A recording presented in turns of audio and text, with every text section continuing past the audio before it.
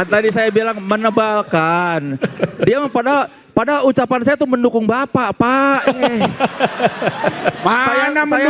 Mana mendukung bicara yang soal sistem kok, lo nggak bicara lengkap ya soal kepemimpinan. Iya kan tadi saya bilang makanya diperhatikan kalau mau debat kayak gitu jangan begitu. Oke, terusin sekarang. Ini giliran gua. Ya, oke.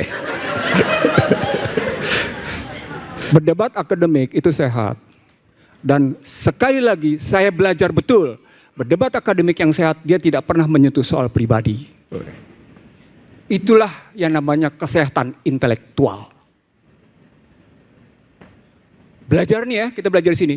Dia sepanjang Ihsanuddin Nursi di atas panggung publik, lebih dari usianya, nggak ada persoalan pribadi gue singgung. Karena basis gue intelektual, bukan pendekat praksis. Tadi saya sebut, kalau kita bicara sistem dengan kultur dalam kerangka pendidikan, maka pertanyaan tadi sudah saya bilang, tidak ada value free dalam dunia pendidikan, nggak ada. Dia selalu mengarah pada persoalan, pada posisi bagaimana sebenarnya sebuah nilai memiliki keberpihakan. Persoalan pokoknya adalah keberpihakan pada apa? Sejarah umat manusia, dia akan masuk ke dalam dua dimensi. Sekular, material, dengan sakral, spiritual. Itu sejarah umat manusia sudah. Dia akan selalu berjalan dalam dimensi itu. Akan selalu terus baru runtunannya ke bawah punya kebijakan, strategi, fungsi dan instrumentasi. Kalau Anda memang tadi kalimatnya ya tentang kultur tadi pada budaya tadi adalah rujukannya pada realism, pada realism, maka Anda contohnya Anda akan masuk ke dalam kajian kenyataan, empirism as the flow. Empirisme sebagai sebuah arus berpikir, itu realism, itu fenomenologi. Itu akhirnya let the market play. Padahal dia tidak sepenuhnya begitu. Kalau pakai kajian Karl Marx, kalau pakai kajian struktural fundamental, dia tidak mau melepaskan sepenuhnya pada posisi let the market play. Karena di belakangnya ada pemain seperti pada perhitungan digital yang tadi saya kasih tahu sama Hauril Anam tadi. Bagaimana cerita tentang seluruh permainan digital itu ditentukan oleh kekuatan-kekuatan pihak tertentu. Contoh, siapa yang tidak tahu Trump pernah dikeluarkan dari Twitter? Pasti tahu semua. Saya ketika bicara SDGs, Sustainable Development Goal, siapa pemainnya tentang yang namanya pertumbuhan itu, YouTube gue cuma usianya 4 jam. Take down. Sekarang Anda bicara di YouTube atau di media sosial tentang LGBTQ, umurnya berapa lama? Menolak LGBTQ, sebentar. Menolak ya, kalau menolak sebentar umurnya. Bukan. Kalau Anda menolak LGBTQ, umurnya sebentar. Tapi kalau mendukung, langsung nggak apa-apa, nggak masalah. Itu soal pilihan nilai. Itu kenyataan. Kalau Anda ngambil yang namanya dunia liberal habis-habisan, oh silahkan. Tapi seliberal-liberalnya mereka, kasusnya seperti Trump. Kasusnya seperti yang kemarin pedofil antara Jeffrey Epstein dengan cerita tentang pangeran dengan sejumlah tokoh-tokoh di Amerika. Netral? Nggak ada. Itu yang perlu kita belajar di situ bahwa sesungguhnya kesetaraan dalam konstruksi peradaban yang dilahirkan, ini logika berpikirnya. Sorry to say, ini saya berpikirnya agak nyeleneh.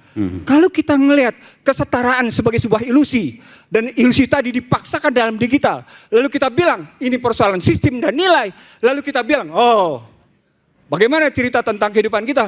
Oh nanti dulu.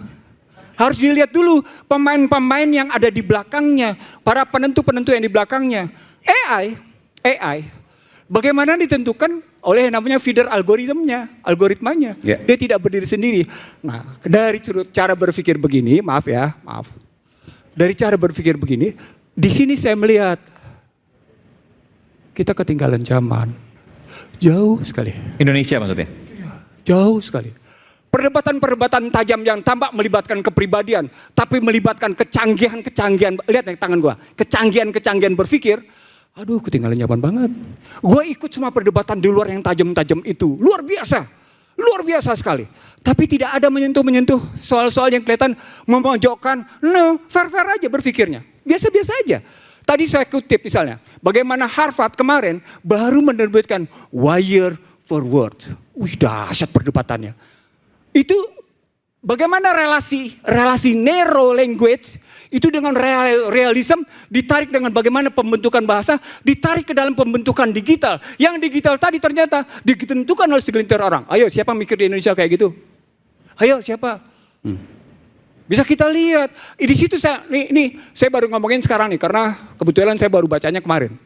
Saya ingin mengatakan begitu up to date-nya pemikiran-pemikiran itu untuk menyaut sebuah situasi di mana kita belum pernah berpikirnya. Mereka sudah mikir 2-3 langkah. Itu makanya saya pernah bilang sebagai penutup kajian saya. Indonesia ketinggalan 20 tahun. 20 tahun? 20 tahun. Oke. Dari siapa? Dari semuanya? Dari perkembangan yang terjadi di Cina, dari perkembangan yang terjadi di Amerika. Oke. Nah, bagaimana kita mengejarnya? Masuk ke cara berpikir Stella. Stella benar. Tapi tidak berarti yang di luar sana itu jauh lebih unggul. Dalam beberapa hal iya, dalam beberapa hal tidak. Nah, untuk melihat beberapa hal iya yang mereka sampai pada advantage dan bagaimana disadvantage, kajian mendalamnya penting. Muncul kajian free fall, muncul the price of equality, muncul yang namanya kajian-kajian tentang pertarungan nilai yang gak karu-karuan. Muncul misalnya kenapa sekarang hari ini mereka bilang, iya ya. 7 dekade kita gagal. Langkah ke depannya kayak apa ya? Itu dipikir mereka. Mereka mikir, mereka menyatakan, iya 7 abad kita gagal katanya. 7 abad, 70 tahun kita gagal. Ke depan kita kayak gimana nih? Itu jujur gitu loh. Ada pengakuan Indonesia. Ada nggak intelektualnya jujur kayak gitu? Mafia Berkeley itu jujur nggak? Fair. Mereka yang pernah berkuasa di bidang teknologi. Mereka yang pernah berkuasa di bidang ekonomi politik. Jujur nggak? Gua salah, karena itu gua ngakui redenominasi itu penting. Itu dong, jujur dong. Oke. Jangan memanipulasi, gitu loh. Tadi sebenarnya mahasiswa belum nanya ya, tapi nanti boleh tanya. Ya. Tambah sedikit, silakan. Sekalian disiapkan ya. Bentar dulu, saya mau nanya Mas Aiman, ini harus kubu-kubuan gitu nggak? Oh enggak lah. Biasanya kan gitu, kubu sana. Yang jelas bukan kubu pribadi. Waduh. Dan nggak ada yang pribadi tadi. Ini hanya icebreaker aja. Kalau saya share pengalaman pribadi aja Mas Aiman. Jadi walaupun di poster tadi saya content creator ya. Sebenarnya saya itu adalah seorang engineer yang bekerja di pabrik. Japanese company. Nah yang saya rasakan di Japanese company adalah memang karena karyawannya adalah kebanyakan orang Indonesia. Mereka perilakunya beda di luar perusahaan sama di dalam perusahaan. Oke. Oh iya, menarik. Di dalam perusahaan itu budaya negatifnya orang Indonesia tuh Misalnya itu apa? lebur. Misalnya apa? Tepat waktu. Oke. Tepat waktu. Si orang Indonesianya ikut ke situ. Iya, jadi kalau kita kan di luar kita terkenal nih orang Indonesia Ya. suka telat, suka ngaret segala Ya, ya. macam. Oke. Tapi di dalam itu tiba-tiba semuanya jadi tepat waktu. Oke. Masuk pabrik itu ada belnya, jadi ada bel Ya, ya, ya. kayak bel sekolah. Mereka bisa datang tepat waktu. Atau kalau ada meeting jam sekian mereka semua tepat waktu. Nah ketika di luar ya budaya Indonesia Balik lagi. Jadi ngumpul di kafe mana jam 7 ya baru ngumpul jam 8. Tapi di dalam perusahaan tidak. Nah tapi saya nggak tahu apakah itu tadi menebalkan argumennya Prof. Ihsan atau tidak. Tapi memang tapi benar sih emang interdependen gitu antara budaya Saling sama, tergantungan. Iya sama Oke, sistem. baik. Baik. Saya beri kesempatan mungkin ada mahasiswa yang mau bertanya atau mahasiswi silakan tadi.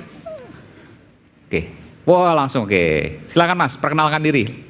Oke, sebelumnya terima kasih kesempatannya. Perkenalkan, nama saya Matias Terlin Wau.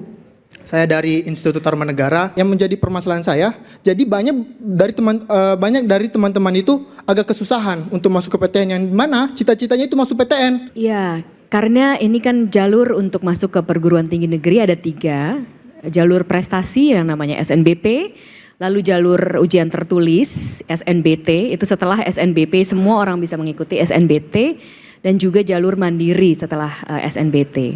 Nah untuk jalur prestasi, itu karena prestasi ini berarti dia tidak ikut ujian lagi. Iya. Jadi diundang oleh masing-masing universitasnya dan diatur oleh universitasnya masing-masing dari PTN, dan tentu saja undangannya tidak bisa dibuka lebar. Jadi maksudnya diberikan kepada yang paling berprestasi sekian menurut PTN tersebut.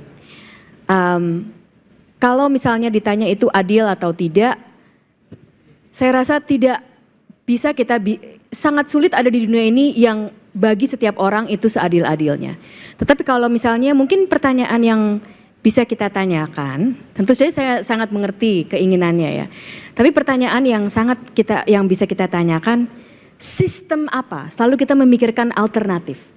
Sistem alternatif seperti apa yang mungkin lebih baik? Dan kalau kita bisa memikirkan alternatif itu, itulah yang kita bisa bicarakan bersama. Oke.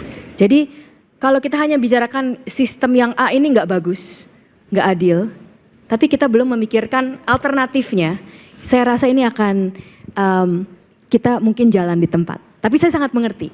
Tapi untuk secara pragmatis, agar kita juga kembali lagi jangan meredupkan peluang atau aspirasi dari adik-adik kita. Terima kasih untuk menanyakannya dari adik-adik kita yang akan masuk ke kuliah. Ini masih jalur untuk SNBT itu terbuka untuk semuanya. 100% kuotanya 100%, artinya siapapun asal nilainya masuk. Siapapun asal nilainya masuk. Bisa masuk. Ya. Jadi nggak ada kuota itu. Tapi saya boleh bercerita satu, saya sangat setuju bahwa sebisa mungkin kita tidak membatasi, tapi terbalik kita membuka peluang. Itulah kenapa dari awal saya bilang tidak maksud bertengkar atau apapun, tetapi saya sangat mengetahui bahwa tugas kami adalah memberikan peluang sebanyak-banyaknya. Dan sebanyak mungkin ada satu yang bisa saya ceritakan, pekerjaan kami mengenai tadi pemberian beasiswa bagi mereka yang berasal dari ekonomi bawah prasejahtera. Dulunya itu pada awalnya di PTN diberikan kuota di awal. Tetapi setelah kami lihat datanya dan kami hitung-hitung, kami memutuskan sebenarnya kita tidak usah memberikan kuota di awal. Kami bilang siapapun yang lulus, kalau mereka berasal dari keluarga sejahtera yang ditentukan oleh namanya PIP, jadi waktu SMA juga sudah mendapatkan beasiswa, itu setidaknya satu kriteria ya.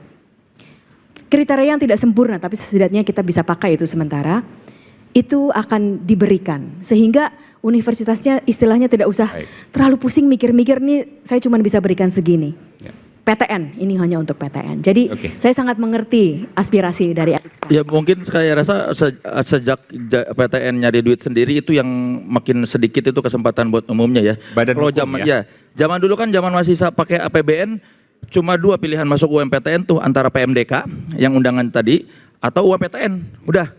Sekarang kan ada jalur yang itu tadi, jalur yang selain apa SPNB ya. Sekarang Mandiri. Orang masuk negeri asal punya duit sumbangan yang besar juga bisa masuk negeri.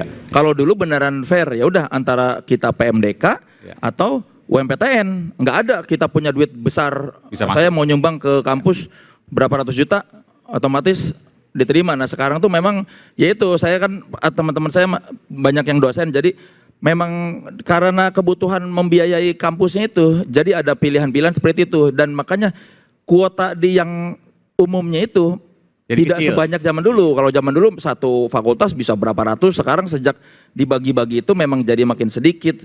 Tapi kan kelasnya lebih banyak sekarang, satu angkatan. Tapi ada satu yang sistem harus terus diperbaiki, saya setuju. Tapi ada satu agar kembali kita harus melihat faktanya dan jangan sampai kita meredupkan peluang dan aspirasi dari mereka yang berasal dari keluarga tidak mampu. Dalam undang-undang dan peraturan dari Kementerian Pendidikan Tinggi Sains dan Teknologi itu diharuskan bagi PTN 20% dari siswanya, diharuskan 20% dari siswa-siswinya, dari mahasiswanya itu berasal dari keluarga tidak mampu. Jadi diharuskan 20%. Oke baik, terima kasih. Terima kasih.